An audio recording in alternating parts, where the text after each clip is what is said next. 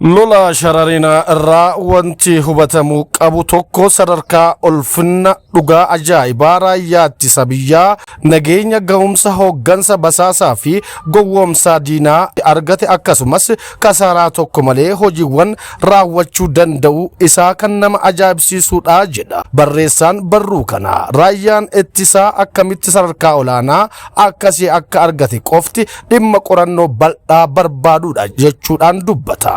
Naannoon sun guutumatti eegumsi itti taasifamu kaambii buufata armii 70ffaa waggaa 6 oliif humnoota Suudaan waliin ta'uun ijaarame bu'uurarraa dallaa cimaa qabu diiguuf dhuunfachuu loltoota TPLF 1000 lakkaa'aman dhabamsiisuu 9,000 ol immoo booji'uu waraana ulfaataa baay'inaan qabaachuu konkolaattota taankii qawwee farra xiyyaaraa zuufi meeshaa waraanaa hojii gara fuula duraatti ajaa'ibsiifannaa guddaadhaan irraa deebi'amee dubbatamuu danda'uudha jechuudhaan dubbata. Maddeen dhimmichatti dhiyootaan akka ibsanitti raayyaan ittisaa qabeenya qilleensaa fi lafaa qindoominaan fayyadamuudhaan waraana mormituu diiguu qofa osoo hin taane sirna qunnamtii isaanii keessa seenee addaan kutee ajaja burjaajaa kennuudhaan kanaanis salphatti kiyyootti akka isaan sassaabee facaase agarsiisaa jedha. Kunis immoo rukuttaa cimaa guyyaa 2 qofaa keessatti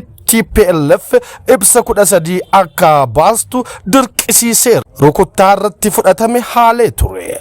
Akka tasaatti miidiyaaleen Suudaan raayyaan ittisaa biyyaa Itoophiyaa dachee Suudaan keessa qaxxaamuree sarara dhiyeessii loojistiksiif to'annoo jala oolchuu isaa gabaasaniiru. Itoophiyaan humna ittisaa sodaachisaa ijaaraa jiraachuun isii fi ga'umsi hojii waraanaa ol ka'iinsa akkasii ol ka'uun isii diinota keessaaf alaa kufaatii biyyattii eegaa jiraniif rifannoo hedduu uumeera. Raayyaan ittisa biyyaa lubbuun jiraachuu biyya isaatiif utubaa murteessaa ta'ee tajaajilaa jiraachuun isaa agarsiistuun kanaa olii hin jiru jedha.